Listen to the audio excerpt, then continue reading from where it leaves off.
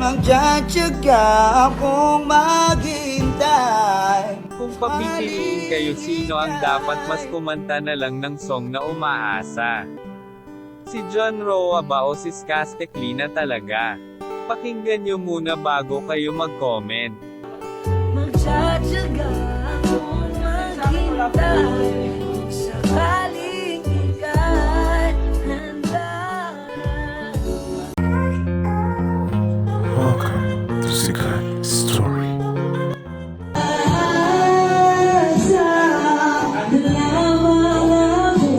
Kung papipiliin kayo, sino ang dapat mas kumanta na lang ng song na umaasa?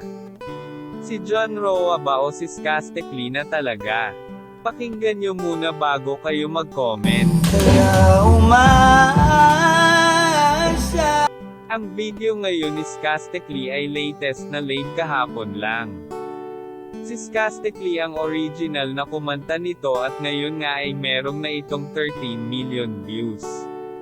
Inaantay ng lahat na gawa na din ito ng music video. Hindi talaga maitatanggi ang kanyang talent sa pagkanta kahit ito ay walang auto-tune.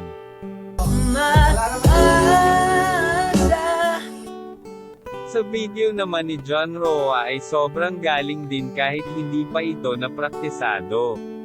Mafe-feel mo talaga yung kanta niya. Si John Roa ay kilala na talaga sa pagkanta, dahil ito nga ay nakasali na rin sa tawag ng tanghalan. Si John Roa din ang ay mas nakilala rin sa kanyang kanta na, Ox Lang. Sobrang sakit ng kantang ito. Sanay na sanay rin nga siya sa mga singing contest kaya di maitatanggi ang galing niya sa pagkanta. Pero kung papipiliin kayo, sino mas gusto nyong naglabas ng kantang iyan? Si J. Roa ba o Skastekli? Comment kayo sa ibaba. Yan lang ang ating mainit na chika. Halina't mag-like, share and subscribe. Thank you.